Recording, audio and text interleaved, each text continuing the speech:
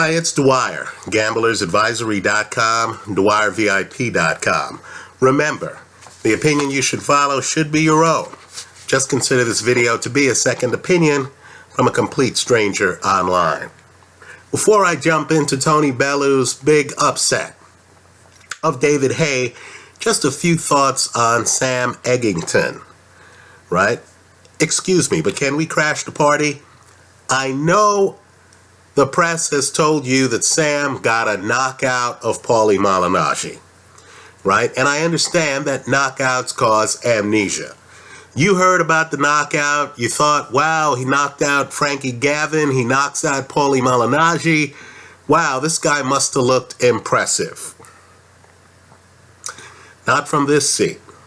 I was a bit disappointed with his performance. I personally thought he looked slow. I thought Paulie Malignaggi, after a choppy start, found a rhythm and started spanking this guy. It was so bad, I even started texting friends saying, man, Paulie Malignaggi is spanking this boy, right? There's a moment there where Malignaggi opens up with right hands, starts hitting Eggington in the side of the face, and he just freezes. Takes a bunch of these punches. Doesn't have the presence of mind to take a step forward and clinch. Doesn't have the presence of mind to take a step back and get out of range. Can't even throw a body shot to get Paulie Malignaggi off of him. No, Malignaggi's just opening up on him. And this guy, he's 23 years old, he's old enough, he just froze. Right? So, I'm not saying he didn't win the fight. Hey, knockouts count. Right? He gets a clean shot off on Paulie Malignaggi, great left hand, hits Malignaggi in the liver/kidney area, and Malignaggi's body goes down. He can't get off the canvas. Okay, fair enough. You know, Malignaggi lost the fight. But wow, Malignaggi, in my opinion, was on his way to a win. I thought this Eggington guy had no answers. As you assess this guy going forward, you need to have your doubts, right? But first of all, he and Malignaggi didn't even look like they belonged in the same weight class. Right? Sam was several inches taller than Malignaggi. One wonders how he makes weight. Let's just say the performance looked uninspired to me. I thought he looked dehydrated. Right? Forget the press reports. You're going to have a bunch of people who, the next fight that's announced, are going to say, oh, this is the guy who knocked out Malignaggi. Oh, where do I put down my money? Don't be one of those people. Break down his upcoming opponent. If the opponent has fast hands, isn't in his late 30s, fighting his last professional fight, if it's a young lion, if it's a young buck with a little bit more power in that right hand than Paulie Malignaggi, you need to be a skeptic on Eggington's chances. Let me also say, too, Carl Froch, who helped announce the fight, was comparing himself to Eggington. There is no comparison between Carl Froch, who was always savvy in the ring, and this guy, right? Maybe Sam matures into some version of Carl Froch. He's a long way from there now. Now let's talk about Bellew Haye. The pre-fight video is still up. I always get asked the question, why do you hedge bets? Right? You know, I don't see people going to hedge funds and saying, why do you hedge bets? Why are you a hedge fund? Right? The reason we hedge bets is because you don't have to be right to make a profit. If you followed the betting advice in the pre-fight video, you hit on a 6.5 to 1 Bellew by KO prop. That was the hedge, right? I myself thought David Haye was going to win the fight. But when David Haye, the week of the fight, is traveling outside the country to see a doctor And when you're hearing words like Achilles, and when you know that David Haye before that had had shoulder surgery, what's the harm in having a hedge? Well, let's figure it out. Many of you watching this video right now have a lot of extra money in your account because of the 6.5 to 1 Bellew by KO hedge which delivered. Now, this is gambling. I'm not going to say that it wasn't hairy, right? I'm watching the fight, and I myself was thinking, man, if this fight goes the distance, I lose it all, right? This was that rare fight, and I thought it was a great fight, where you're looking at the fight hoping for a stoppage. And the fighter who is hurt, who clearly does not have the use of one of his legs, is so much of a warrior. That's who David Haye is. He's so much of a warrior that as you're looking at Haye literally stumbling around the ring, you understood that there was something in the guy, right? Some part of his psyche, even in a fight where he's getting blown out, where he's injured, where he just was not going to quit. His corner knew it too. That's why even when Haye is knocked out of the ring, it's as he's trying to get back in the ring that his corner throws in the towel, right? Any questions, and I'm serious about this, any questions that you have had about the heart of David Haye, and I understand the guy's had some fights canceled due to injury, right? The Tyson Fury fights. And I understand. After the Vladimir Klitschko fight, he talked about his toe, and in the macho world of boxing, that might not have been the proper thing to do. But any doubts you had about the heart of this guy, who was undisputed cruiserweight champion, who had a share of the heavyweight title, who I keep telling people is a future boxing Hall of Famer, were answered in this fight. Now, what makes it particularly nerve-wracking is the fact that David Haye, in my opinion, looked like he was on his way to a victory in the early rounds.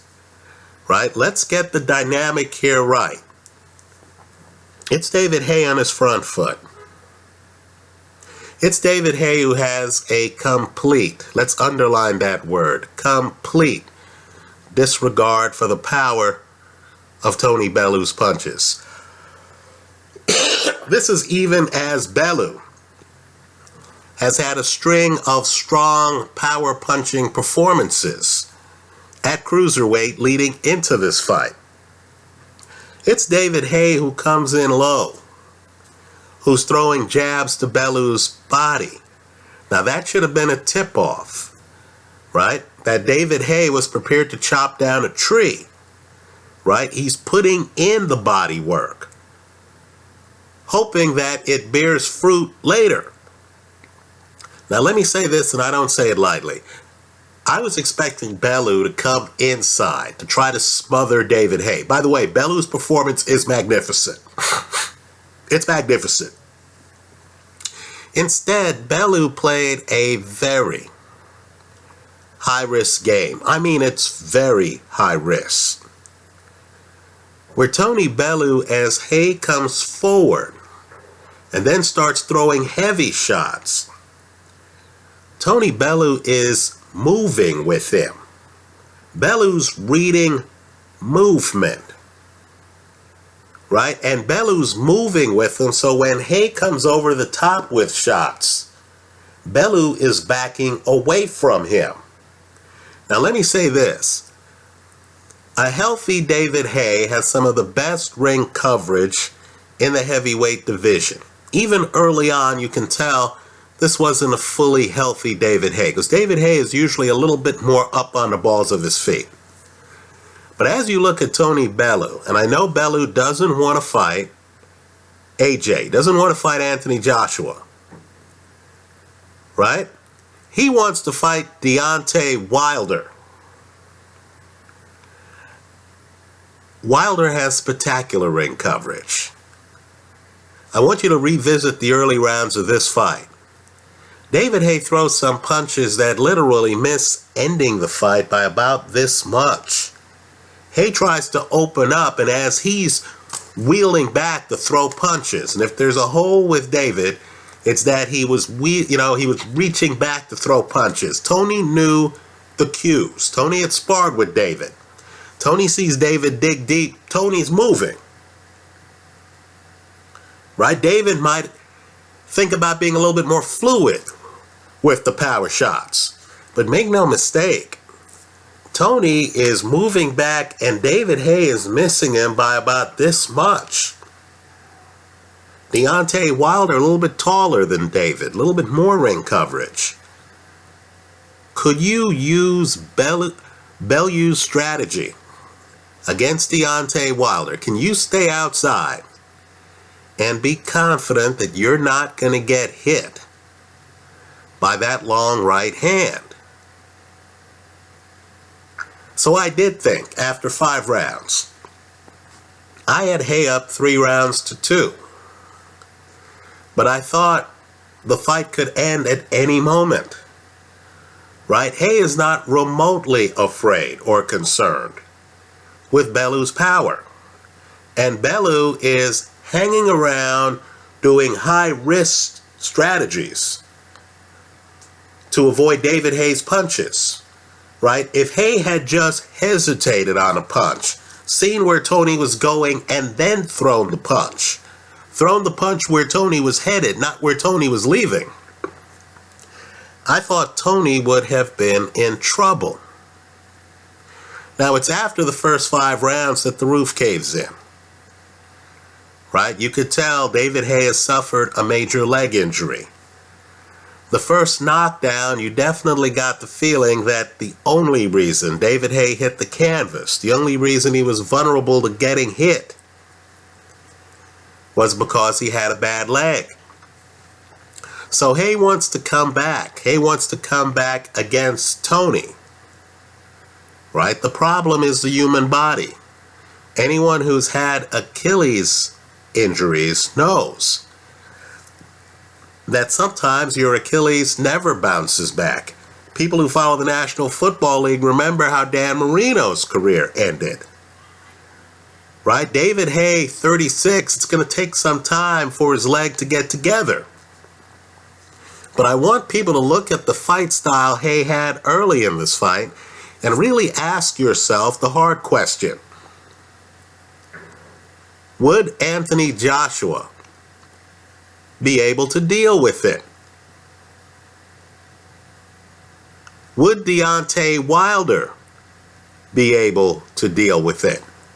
Haye's coming in, he's relatively flat-footed and he's going low, and you got the feeling Haye could have gone lower if he wanted.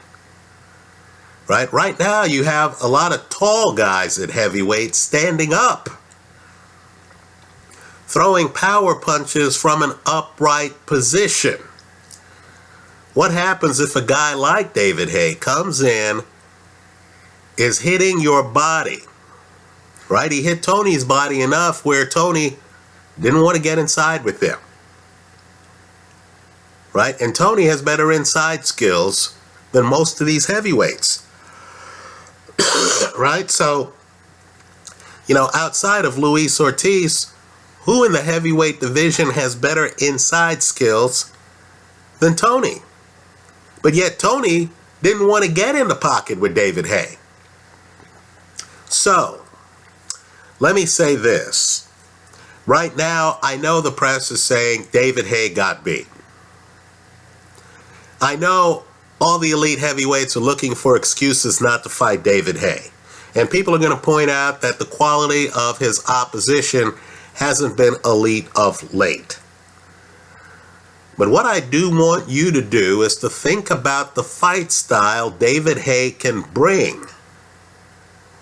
And just to ask yourself who at heavyweight is ready for this fight style. Understand too, it's a little bit different than the fight style Haye himself brought against Vladimir Klitschko.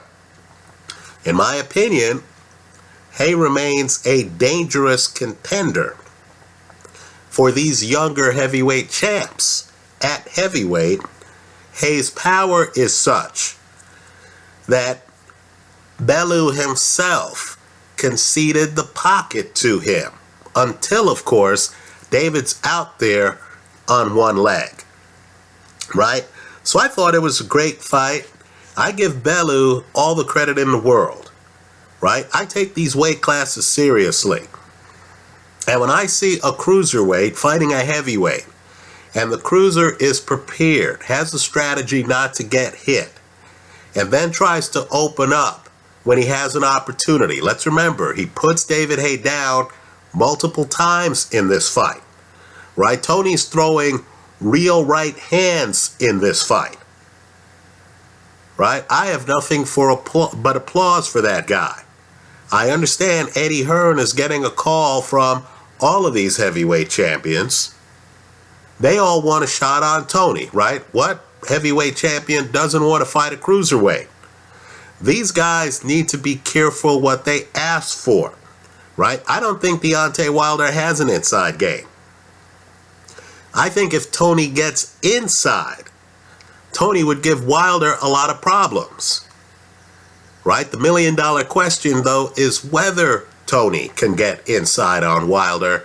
If Tony fights the fight he fought against David Haye, Wilder probably starches him inside of 5 rounds. In other words, if Tony tries to stay outside on Deontay Wilder, good luck with that, right? Also, it's interesting. Tony's a switch. Tony can be hyper-aggressive. We saw that in his recent cruiserweight fights, right? He can be hyper-aggressive. But Tony could also be passive, like he was here. Now, if you're fighting Joseph Parker, right, one of boxing's more intriguing fighters, a guy who you don't want to wake up.